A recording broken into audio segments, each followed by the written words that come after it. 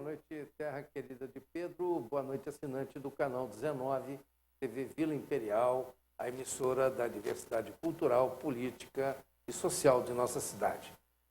TV Vila Imperial é uma emissora comunitária.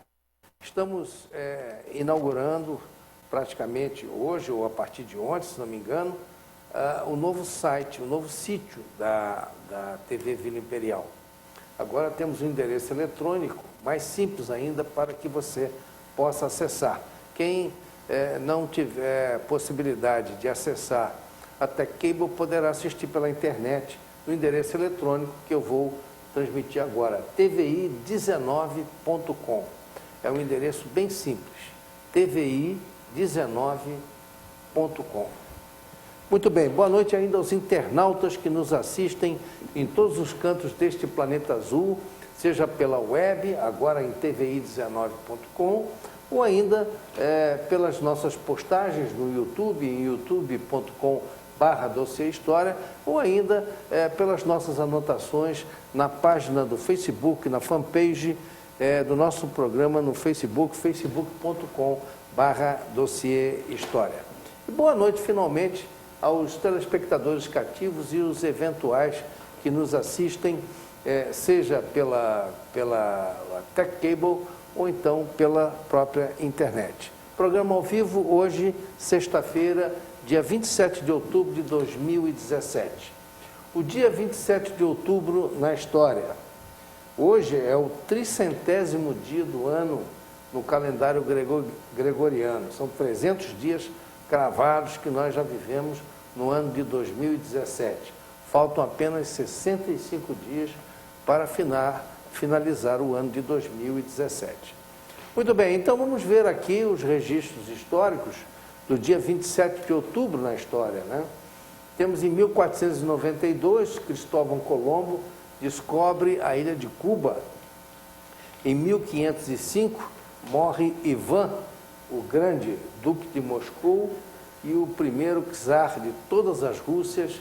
Ivan triplicou o tamanho do país, por isso que ele é chamado Ivan o Grande. Encerrou o domínio do Kanato da Horda Dourada. Todo mundo sabe aquelas hordas bárbaras que vieram lá do Oriente, um dos 4 canatos originários da fragmentação do Império Mongol, quando os mongóis invadiram a Europa Oriental. E esse canato era o mais duradouro de todos eles.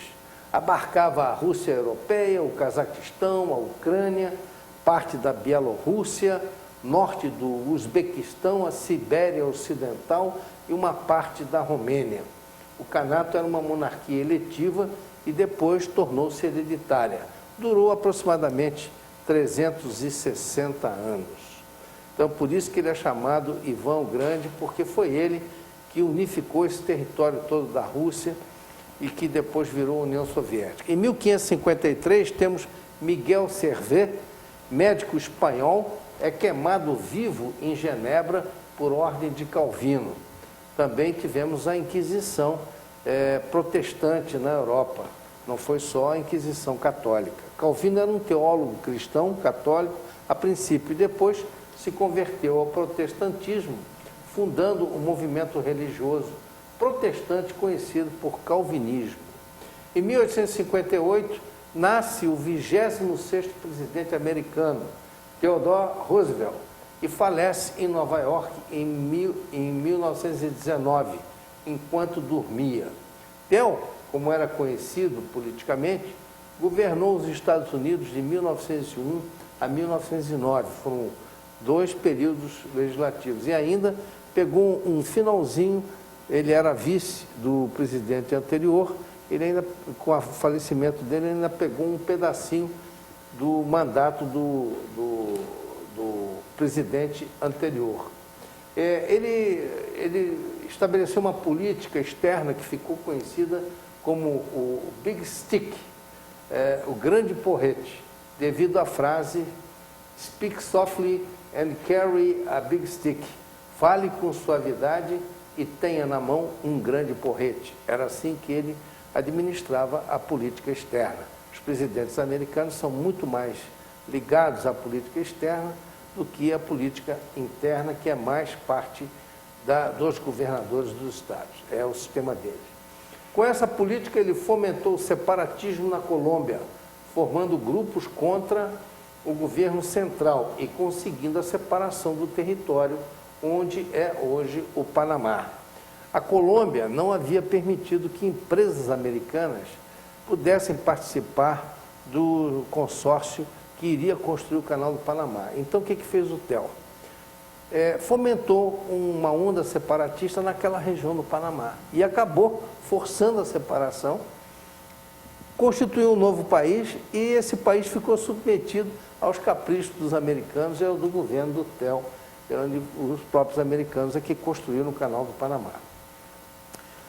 Ted assegurou pela força militar a instalação de um novo país, que seria então o Canadá.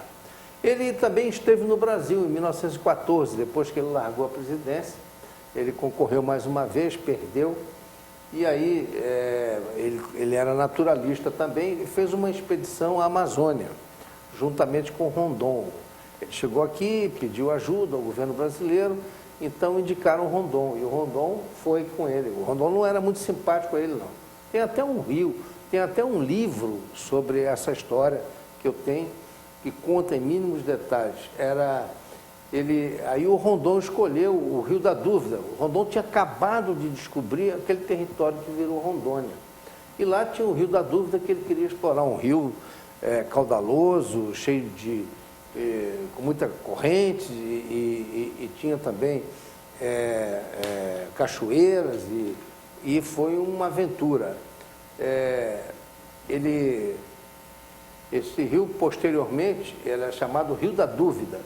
Este rio, posteriormente, foi renomeado com o nome de Rio Roosevelt.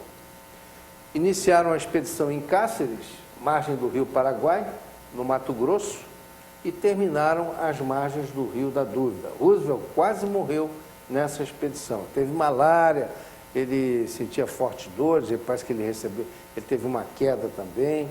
E o filho dele, que era engenheiro e trabalhava lá naquela estrada de ferro que tentaram construir na malária, pegou 30 malárias, o filho dele. Ele era presidente dos Estados Unidos e o filho engenheiro estava trabalhando aqui na selva. 1945, não sei se é uma boa notícia, de repente pode ser uma boa notícia para alguns e péssima notícia para outros. Nasce Luiz Inácio Lula da Silva. 27 de outubro de 1945. Luiz Inácio Lula da Silva está fazendo aniversário hoje. 1990, descobre-se uma nova galáxia, 60 vezes maior do que a Via Láctea. Muito bem, então vamos iniciar o primeiro segmento do nosso programa, crianças confusas com o próprio sexo. Foram destruídas suas identidades humanas pela ideologia de gênero.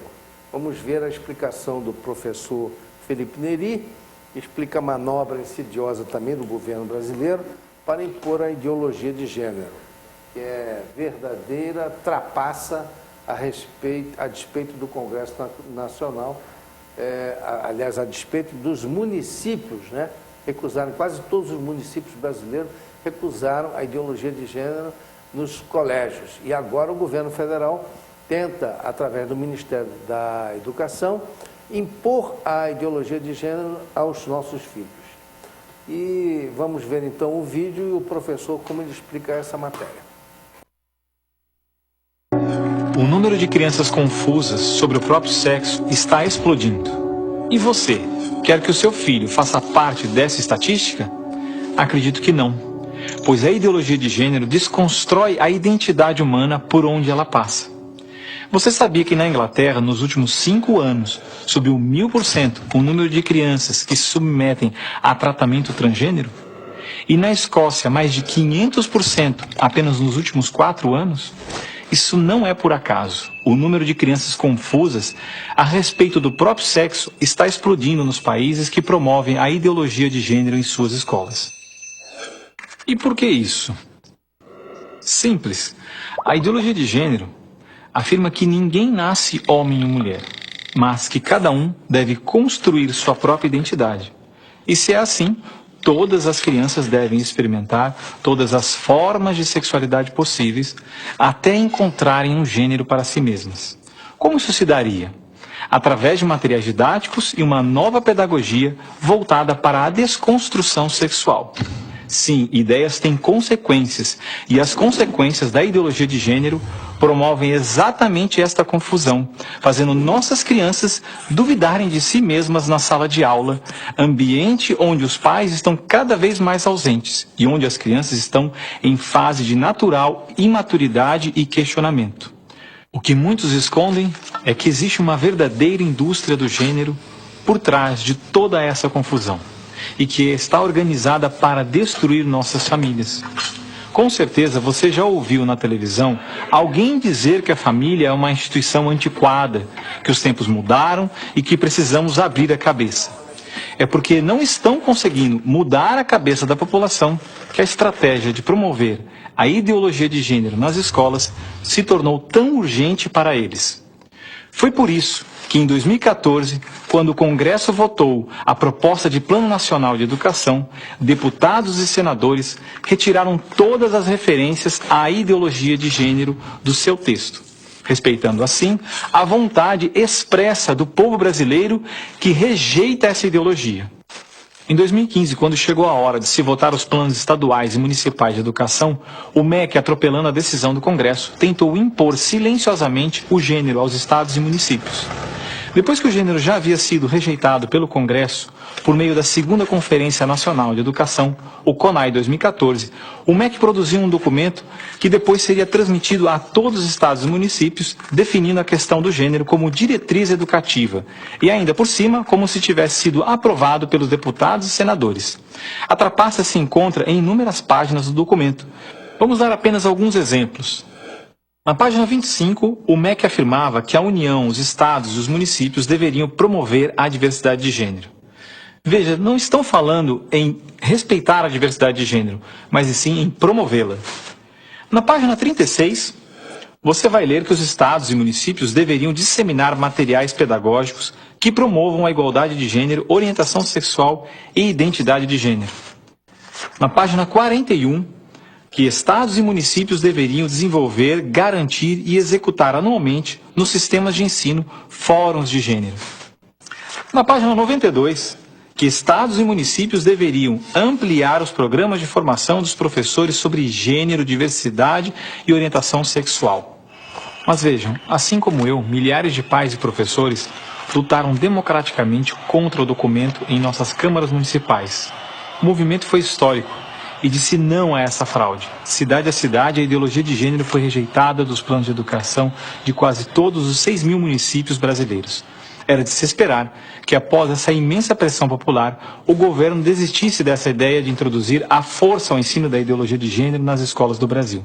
Mas não, o MEC colocou novamente as chamadas questões de gênero na Base Nacional Comum Curricular, um documento que se propõe a impor o conteúdo de aprendizagens consideradas essenciais para todos os alunos brasileiros.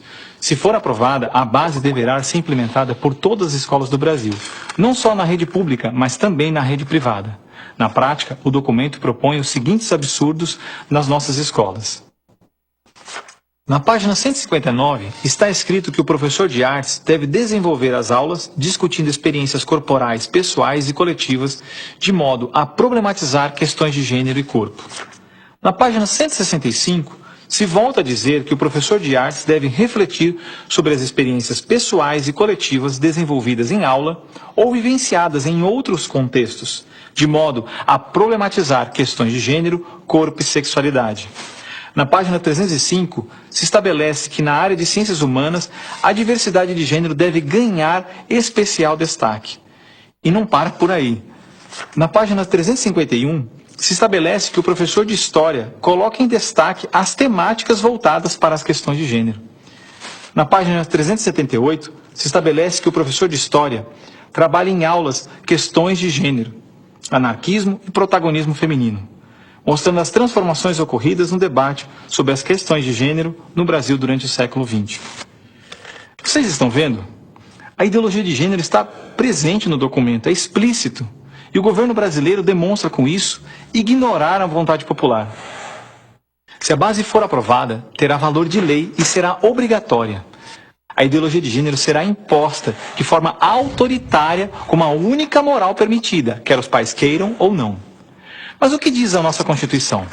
Diz que a educação é dever do Estado e da família, e que o Estado deve criar todos os meios legais necessários que garantam à família a possibilidade de se defender contra qualquer programa, prática ou propaganda que contrarie o respeito aos valores da família. E ainda mais, o artigo 26 da Declaração Universal de Direitos Humanos diz que os pais têm prioridade de direito na escolha do tipo de educação que será ministrada a seus filhos. Não vamos aceitar a imposição deste absurdo sobre os nossos filhos.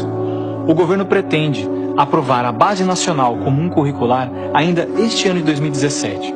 Por isso, pare, reflita e nos ajude enquanto ainda é tempo. E compartilhe esse vídeo com pais, professores, diretores de escola, vereadores, lideranças de sua comunidade. Ninguém pode ficar indiferente. A ideologia de gênero deixa marcas que ficam para sempre. Muito bem, meus amigos. Então, vamos continuar o nosso programa. Falando em ideologia de gênero, nesse vácuo, nós vamos agora nos reportar aquela mostra do Santander, aquela mostra monstruosa lá do Santander, no Rio Grande do Sul. E uma das exposições de arte mostrada naquela ocasião, nós temos a performance de um tal de Antônio Obá, que é um satanista praticante. Eu queria até que mostrasse, ele fez uma obra chamada Hóstias Profanadas. Eu queria até que o nosso master colocasse a foto para que o nosso telespectador possa ter uma noção. Está aí, as hóstias profanadas, que vocês estão vendo aí na tela da sua TV. Numa de suas performances, Malungo, uma foto que está à esquerda, ele encena uma missa negra, que é uma paródia da missa católica. Esse Antônio Obá, ele é um satanista praticante e confesso.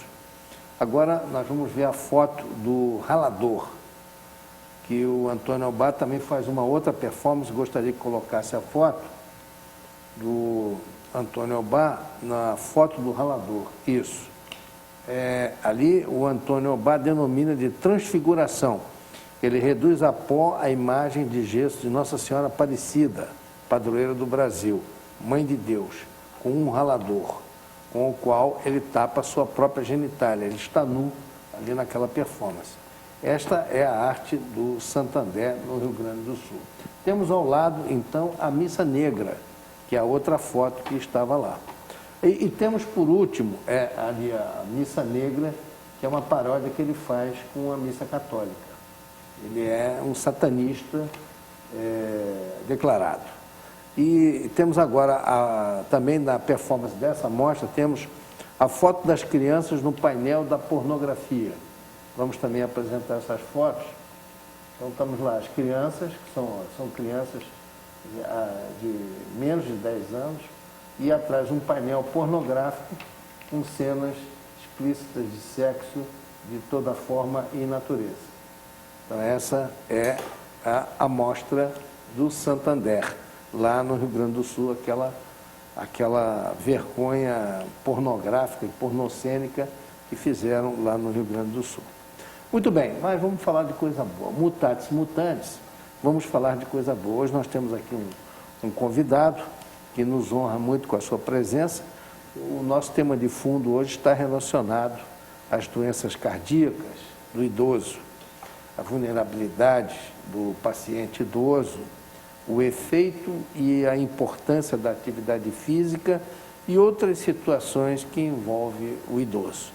Para falar sobre o assunto, convidamos o médico cardiogeriatra Dr. Haroldo Curic, com extenso currículo profissional na área, desde sua graduação na Faculdade de Medicina de Petrópolis, fez pós-graduação na enfermaria da Santa Casa de Misericórdia, na cidade do Rio de Janeiro, é especialista pela Sociedade Brasileira de Cardiologia, membro titular da mesma, membro do Departamento de Cardiogeriatria. Atuou nos hospitais aqui em Petrópolis, SMH, Santa Teresa e atualmente no Hospital Clínico de Correias e ainda em seu consultório privado na Clínica Cordiagnose, que fica ali na Rua do Imperador, no prédio onde no térreo funcionou um cinema ali, o Cine Petrópolis, né? Boa noite, doutor Haroldo Curico, uma honra grande recebê-lo aqui. Boa noite, honrado pelo convite, sinto-me muito feliz por poder estar aqui participando do teu programa. Muito obrigado. Então vamos começar aqui, vamos falar um pouco sobre a cardiogeriatria e a cardiologia também, né? Os antigos, a exemplo da Grécia, Roma e Egito, eles, doutor Haroldo, já tinham noções da cardiologia como tratamento clínico? Morria-se de infarto naquela época? Ou esse problema foi criado a partir, como alguns médicos, que são historiadores, acrescentam que a partir do humanismo, a partir do cultivo da cana-de-açúcar, né? O açúcar, que uma das maldições do pó branco, né? São 3 pó branco que tem maldição, né? É o açúcar, o sal e a cocaína, né?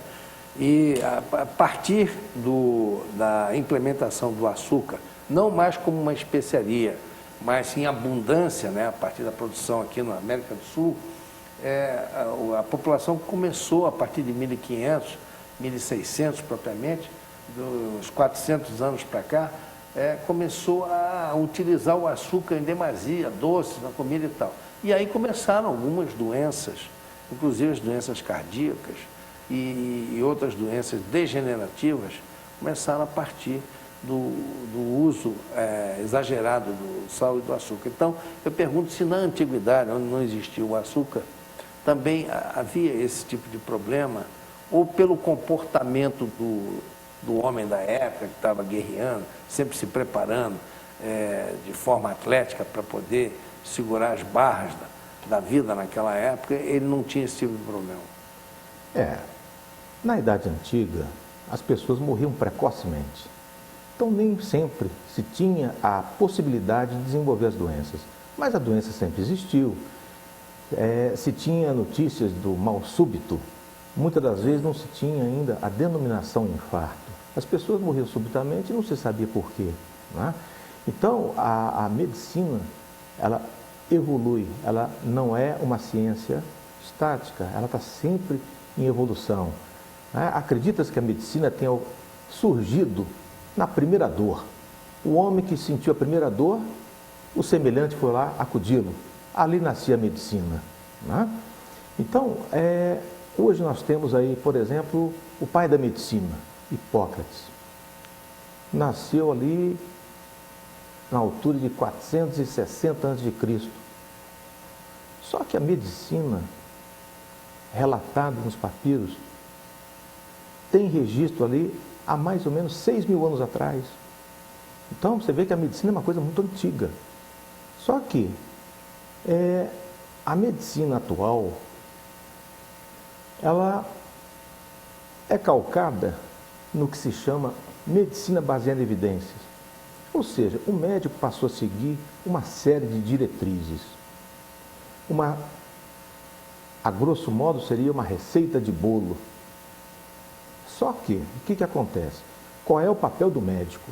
Dentro daquela orientação, fazer o diagnóstico e seguir as orientações.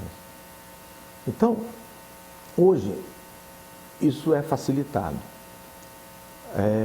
Porque desde que você siga os protocolos, você vai estar atendendo bem, vai estar praticando uma boa medicina.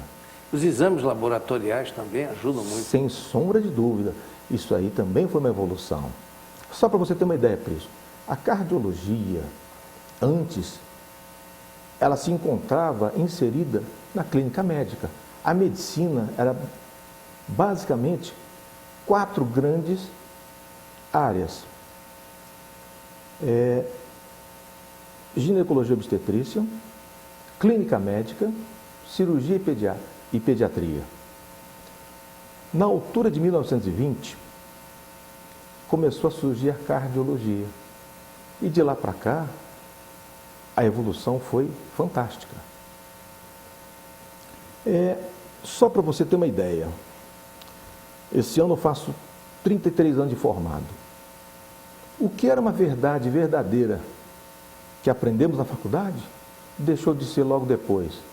Vieram os estudos, estudos multicêntricos, ou seja, estudos feitos em vários centros de referências pelo mundo afora. E com isso, vai se mudando. Só para você ter uma ideia, até bem pouco tempo, o ovo era o vilão em relação ao colesterol. Deixou de ser. Por quê?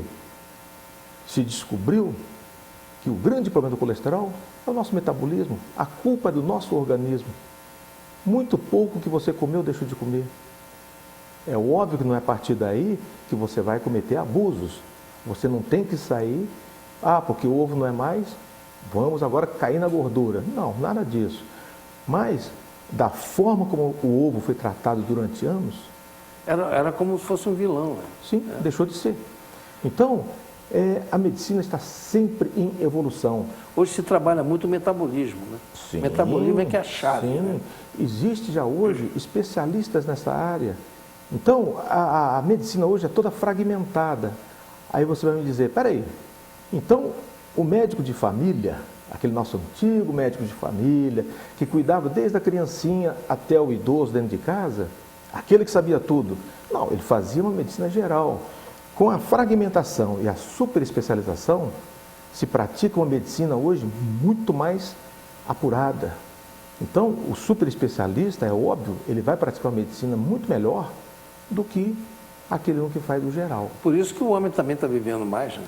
Sim. Aumentou a média de vida. Sim. Então, a medicina, na verdade, ela sempre buscou isso.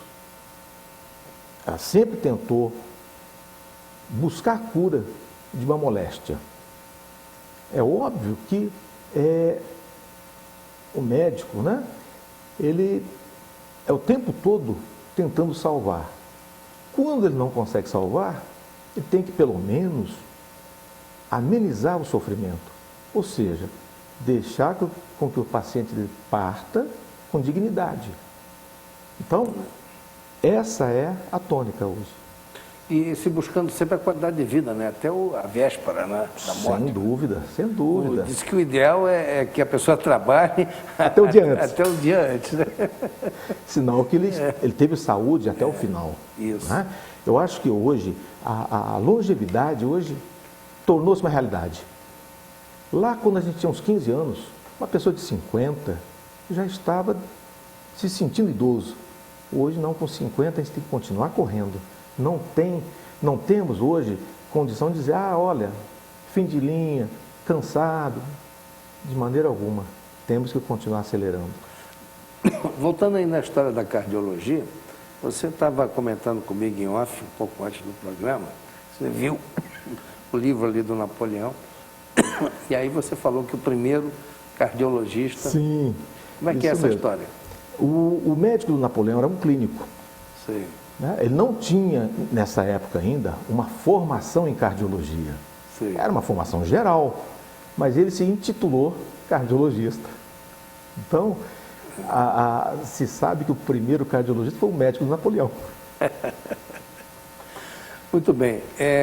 A origem histórica da cardiogeriatria como especialidade. Você, durante muitos anos, clinicou como cardiologista, né? Hoje você tem uma especialidade que é a cardiogeriatria. Como funciona essa especialidade e qual é o quadro analítico que você faz dessa especialidade? Bem, como eu disse inicialmente, tudo é muito evolutivo. O homem vive mais. Vivendo mais, os problemas passaram a surgir de forma muito mais intensa. Não é? Pessoas que não conseguiram se cuidar ao longo de um tempo, não era cultural fazer check-up. Então, pessoas que viveram com açúcar descontrolado, colesterol alto, pressão alta. É óbvio que na medicina não existe regra, não existe nem nunca e nem sempre. Então, pessoas com fatores de risco grandes conseguiram sobreviver. Só que sobreviviam apresentando uma série de complicações. Então, diante disso, dentro da cardiologia, começaram a surgir pessoas que se interessaram na evolução do idoso. No Brasil, por exemplo, o Departamento de Cardiogeriatria nasceu nos anos de 1995, mais ou menos.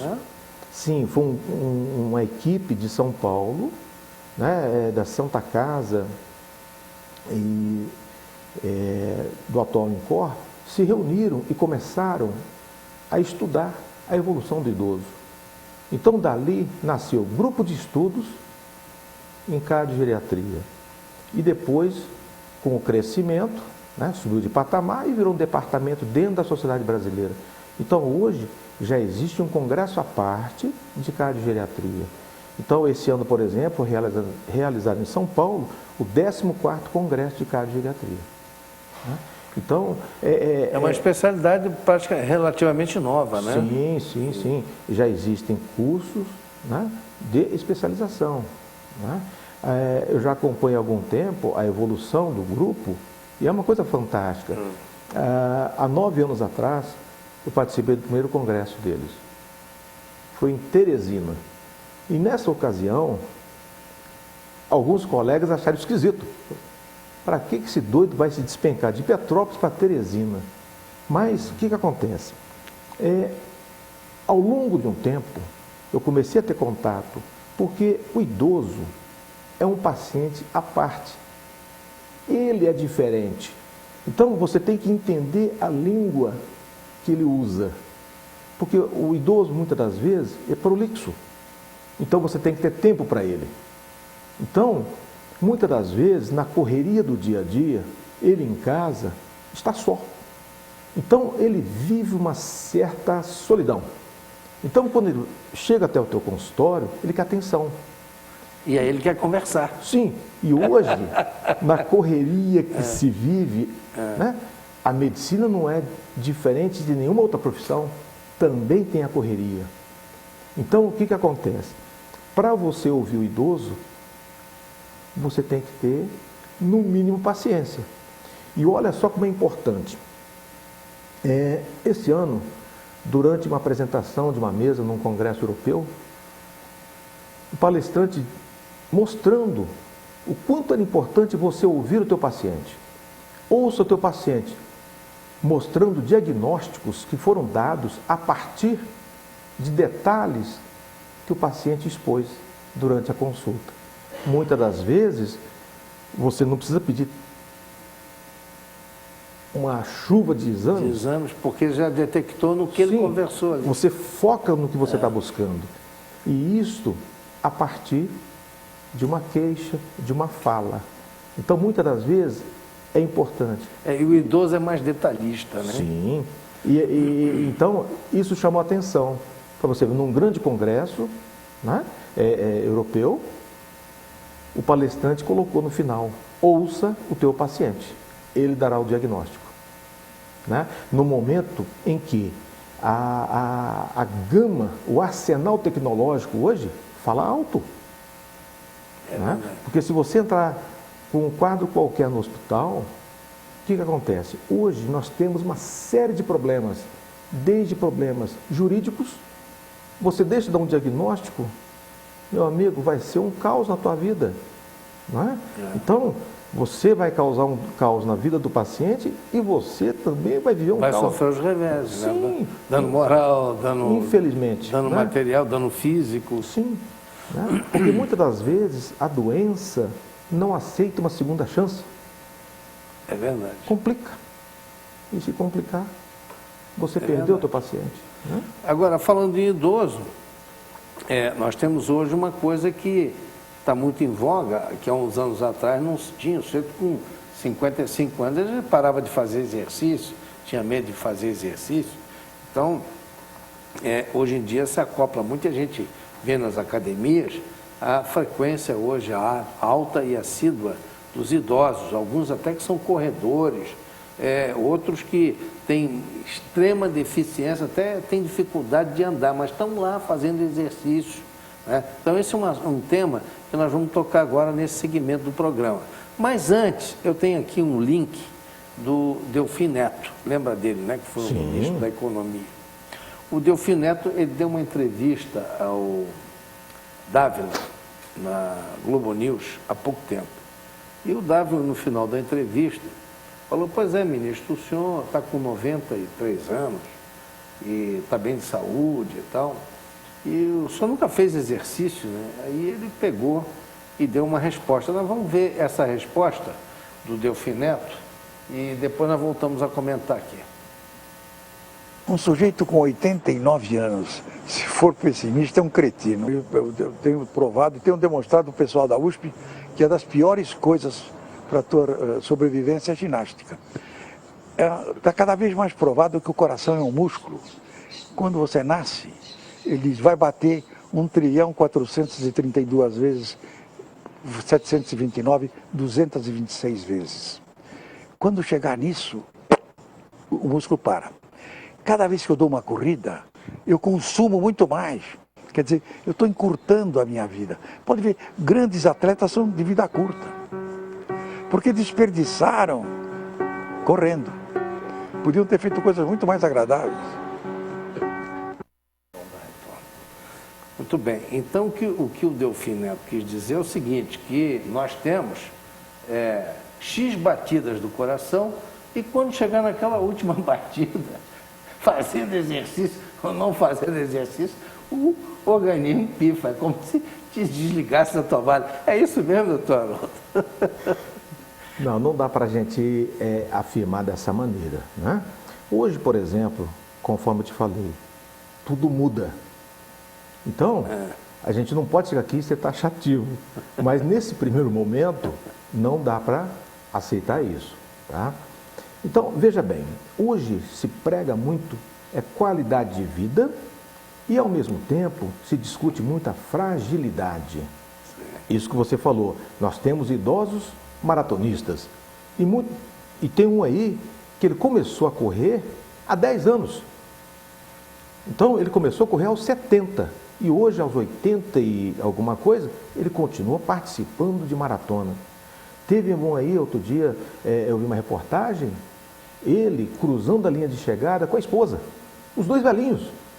Então, ambos começaram tarde também. Então, eu te pergunto, se ele não tivesse feito atividade física, estaria com esse vigor todo? O Delfim, por exemplo, ele diz: olha, eu nunca fiz exercício porque senão vou aumentar o desgaste cardíaco. Sim, ele pode ser uma das exceções. Primeiro, até mesmo porque ele é gordo, né? Sim. Ele é obeso. Sim, ele vai contra tudo que a gente vê no dia a dia.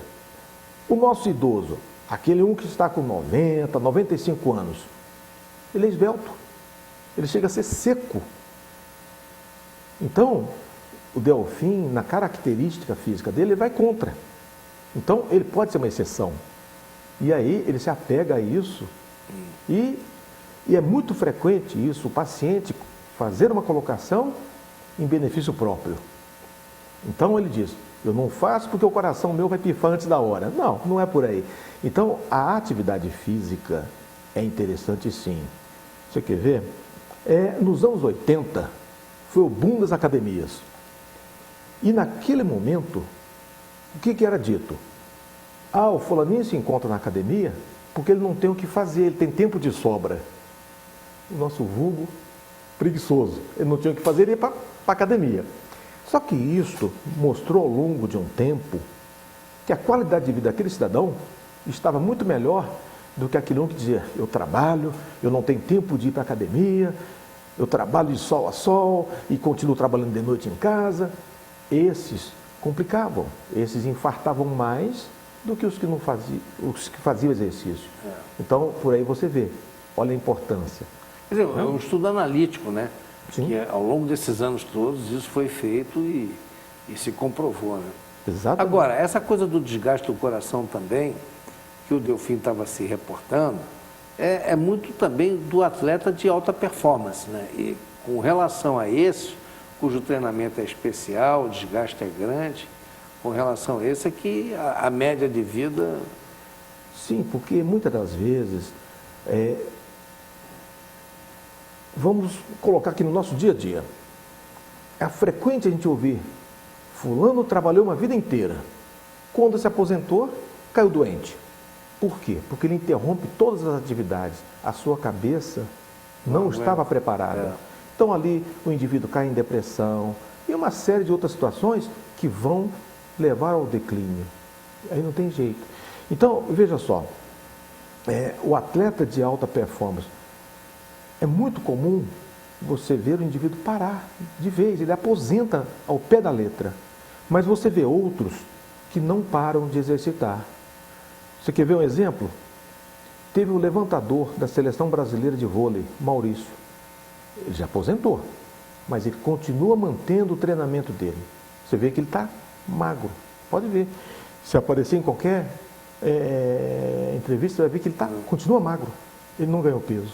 Já ao contrário de muitos jogadores de futebol, né? Que Opa. abandonaram o exercício Sim. e engordaram, né? Sim, porque durante o período que ele tinha o treinamento, ele queimava caloria. No momento que ele para de queimar, mas continua consumindo, porque o consumo deles é alto. Se você observar o prato de um jogador de futebol, por exemplo, que nós estamos comentando aqui agora, é prato arrumado. Não dá para a gente comer aquilo tudo. A gente não aguentaria. No entanto, eles conseguem, por quê? Porque eles estão queimando a caloria. Então, eles vão repondo. Agora, no momento que ele para de queimar, vai sobrar. Aí não é mais repor. Aí não é reposição. É sobra, aí, né? E aí complica. Então, a gente vê com frequência ex-jogadores, faleceu o ex-jogador fulano de tal. Qual foi a causa da morte? Infartou. Então, acontece.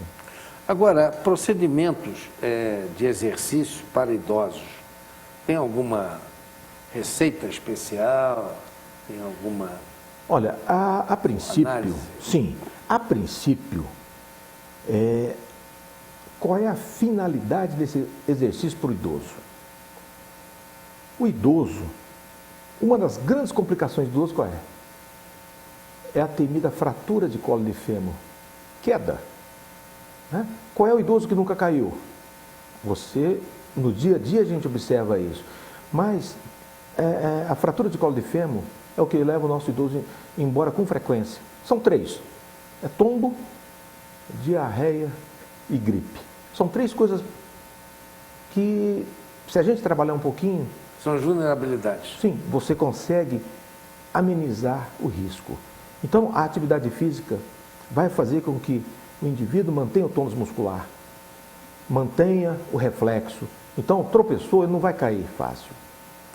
Quer dizer que a tonificação muscular ajuda também na estrutura óssea, né? Sim, porque a musculatura, né, ele vai, no momento do exercício, ele vai mandar uma informação de que o osso tem que estar resistente. Então, muito se fala em reposição de cálcio, reposição de vitamina D para evitar osteoporose. Mas cadê o exercício? O exercício vai fazer com que o teu organismo informe ao osso de que ele tem que estar mais resistente. Então, vai se acelerar também o processo de reposição cálcica e manter o osso melhor. Então, o idoso ele tem que tomar bastante leite, derivados de leite. Isso é uma maneira dele repor a vitamina E. E também tem um outro aspecto do sol aí, que muita gente hoje já não toma mais o sol com frequência como antigamente. Isso também está influindo muito, né, na falta da vitamina E, né? D. Sim. Então, hoje, o que acontece? São várias situações que a gente pode observar ao longo dessa evolução. Hoje, o homem da cidade, ele vive em ambiente fechado. E depois tem o segundo fator, a orientação dermatológica, as lesões de pele. Então, os dermatologistas sempre disseram, cuidado com a pele, use protetor. Com isso, você bloqueou o efeito do raio solar. Então, nos poucos momentos em que se expõe ao sol, você está protegido do efeito nocivo do raio solar. Com isso, você não metaboliza mais a vitamina D. Então, se você sair e fizer uma avaliação em larga escala, a vitamina D está muito baixa. A população hoje tem a vitamina D baixa. Né? Então, Por isso que se aconselha o tal do banho de sol de 15 minutos, a partir do meio-dia, naquele sol escaldante, que é aquele que funciona para a vitamina D. Exatamente. Então, muito se fala, pega o sol da manhã. Sim, é melhor que nada. Mas o que efetivamente funciona no metabolismo da vitamina D é o sol intenso. O sol do meio-dia. 15 minutos. Né? Sim. Então é um bom hábito. A partir do meio-dia, sair de casa, ir na pracinha, sentar no banco, pegar um banhozinho de sol de 15 minutos. Sim, desde que você não tenha nenhuma contraindicação. Vamos supor que você tenha aí tendência a ter lesão de pele. Não vale a pena. Não é? Então, e aí qual seria a solução? Remédio, né? Não tem outro jeito. E aí o remédio faz esse efeito da reposição. Sim. Né? Agora vamos falar um pouco de colesterol ruim. Temos aí o controle do colesterol, LDL e triglicérides. Sim. Com os remédios, tem uns remédios da moda aí agora, né? O Ministério da Saúde informa que cerca de 70 mil pessoas morrem por ano de infarto, sendo 45% dessas mortes motivadas por doenças vasculares causadas pelo mau colesterol, que é o chamado de LDL, né? Sim. É lipoproteína de baixa densidade, não é isso? Exatamente. Acúmulo de gorduras nas paredes das artérias, aumentando as chances de AVC. Então, o AVC está diretamente ligado a essa parede das artérias ou tem também outras causas? A gente tem aí, então, nesse campo circulatório, né, 2 campos distintos. O AVC, que é o acidente vascular cerebral, e o infarto do miocárdio. Infarto do miocárdio. Sim. E tem um ataque cardíaco e doenças vasculares, né? Sim. AVC, infarto do miocárdio, ataque cardíaco. Então, uma diferença entre infarto do miocárdio e ataque cardíaco. Na verdade, o que acontece? Se usa essa denominação, né, para o infarto. Então, o infarto pode ser chamado de ataque cardíaco, né? E muitas das vezes, o que acontece? O infarto é uma situação dramática. É o momento em que você realmente está no fio da navalha.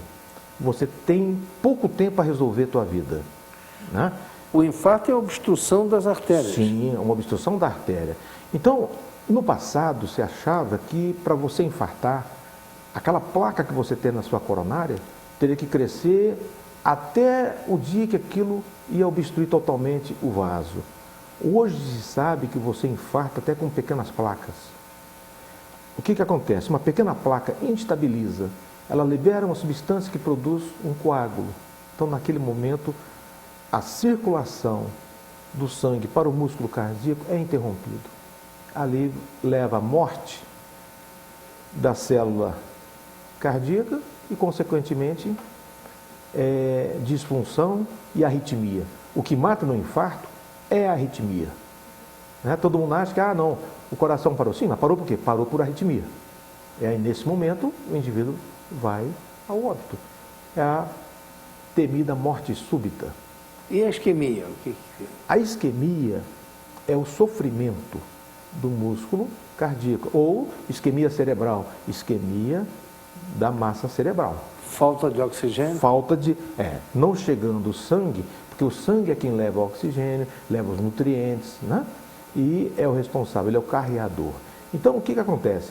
Naquele momento, acontece o sofrimento. Então, vamos supor, você teve uma crise anginosa. Na crise anginosa, você ainda não definiu. O coração ainda não definiu o que ele vai fazer ali, o que ele vai sofrer. Ele pode sair da crise e voltar ao normal. Dá tempo do indivíduo buscar socorro. É aquele que chega no teu consultório e diz, olha, toda vez que eu faço um esforço, estou tendo dor no peito. Toda vez que me estresso, estou tendo dor no peito. Então, o que acontece? O coração está avisando. A angina? Sim, angina de peito. Então, Mas tem também uma dor de peito que é provocada por gases, que também pode levar a um infarto, né? não chega lá não. Hein? Não. A famosa dor dos gases, não chega. Né? Então, muitas das vezes, o que acontece? Você tem, o mais comum, né, é o refluxo, né, gastroesofágico. Então, muitas das vezes o esôfago faz por irritação, espasmos, e dá uma dor que se confunde. Certo. Isso não leva a nada além do desconforto e do pânico. Né? Não vai te levar à morte. Agora, o grande problema é o músculo cardíaco. Porque no sofrimento, o músculo cardíaco pode gerar uma arritmia. E é justamente a arritmia que te leva embora. Né? Por isso, muita gente não consegue chegar até o hospital. Ou morre em casa ou morre no caminho. Então, hoje, né, tem uma série de protocolos para socorrer esse indivíduo. Então, o melhor remédio realmente é o preventivo, é fazer os exames clínicos Sem com sombra de regularidade, dúvida. fazer os exames de laboratório prescritos pelo médico. Essa é a melhor forma de você controlar e evitar o AVC e o infarto. Né? Sim, como em tudo, a melhor medicina é a preventiva. Não é? A prevenção, você ainda não sofreu a lesão, você não teve prejuízo. Então, essa é a melhor medicina. Então, você vai ter que mudar. A partir do momento que você esteja fazendo coisas erradas, mudar o teu estilo de vida. Mudar, porque, na verdade, nós temos aí, por exemplo, vamos falar de infarto agora. Continuar falando, aliás. No infarto, nós temos lá os fatores de risco mutáveis e os imutáveis. Então, os imutáveis é a nossa idade, carga genética. Isso não tem como mudar. Carga genética que você recebeu, você não escolheu. Agora, os mutáveis. Sou sedentário, sou fumante, sou hipertenso, sou diabético, tenho colesterol alto, sou estressado. Então, olha só, quanta coisa eu posso mudar.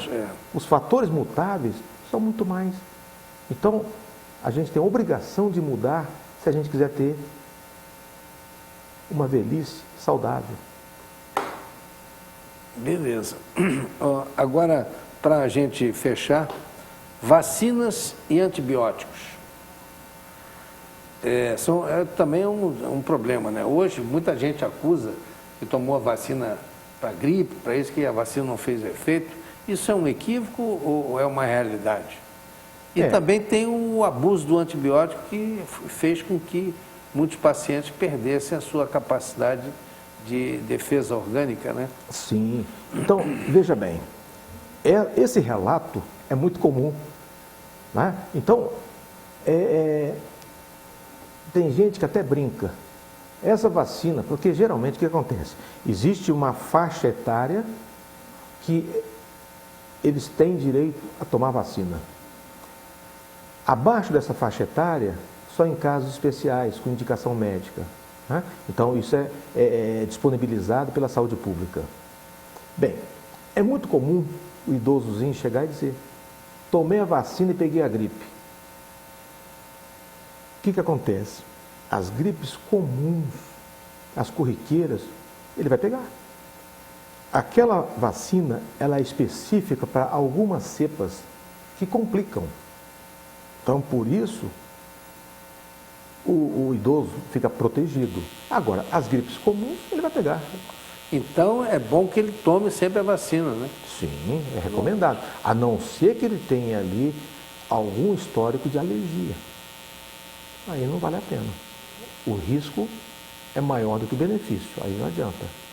Agora, quando se vacina uma grande massa, aumenta-se a defesa, né? Porque não vai ter um aqui do teu lado doente. Você citou aí antibióticos. Antibiótico.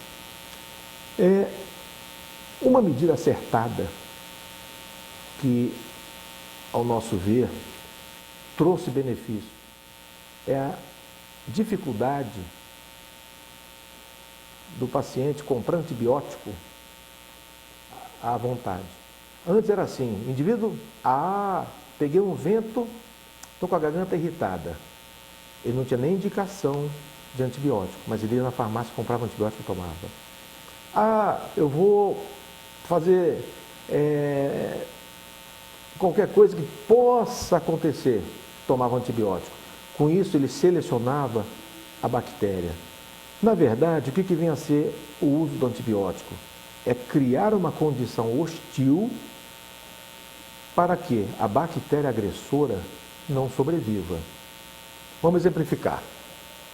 Se você sair daqui hoje e for para o deserto, seguramente você vai morrer. De sede, de frio, de calor, né? Alternância de calor e frio, você vai acabar morrendo. Você não foi preparado para viver no deserto. Se você sair daqui hoje, for lá para o polo, lá para a Antártida, vai morrer de frio. Você não foi preparado. No entanto, tem um esquimó que vive na geleira. E tem O camarada que vive no deserto. Ele foi preparado para isso. E a bactéria estava fazendo exatamente isso com o uso indiscriminado de antibiótico. Você tomava o teu antibiótico, o que acontecia? Você destruía a tua flora de defesa. Porque todos nós temos uma flora de defesa. Você tem a tua, eu tenho a minha. Então, cada um tem a sua flora de defesa. Numerosa, porém frágil. O uso indiscriminado de antibióticos fez o quê? Destruía essa flora de defesa. Abria as portas para a agressora. Com isso, começou-se a ter infecções cada vez mais potentes. E aí, quando esse indivíduo chegava no hospital, a infecção que ele tinha, né, já não era mais controlada com esses antibióticos comuns. Então, com isso, cada vez mais foi necessário o aparecimento de antibióticos mais potentes. Então, hoje, se tem, muitas das vezes, infecções em hospitais... É em função disso. Né? Em função disso. Nós fomos culpados disso. Nós fizemos um indiscriminado. Ok, doutor Haroldo, eu tenho que encerrar o programa porque eu já estourei meu tempo. Foi uma honra muito grande recebê-lo aqui e prometo trazê-lo aqui futuramente, se o senhor me der essa honra, para que a gente possa conversar um pouco mais sobre as cardiopatias e a ciência da medicina na especialidade do coração, que é a sua especialidade. Muito obrigado, fiquei muito honrado com a sua presença e vamos marcar aqui um novo compromisso mais à frente. Meus amigos, muito obrigado pela participação. Hoje entrevistei o Dr. Haroldo Curic, nosso cardiologista, especializado em Cardiogeriatria. Cardiogeriatria. Muito obrigado pela audiência e até a próxima semana, quando estaremos aqui novamente. Uma boa noite a todos.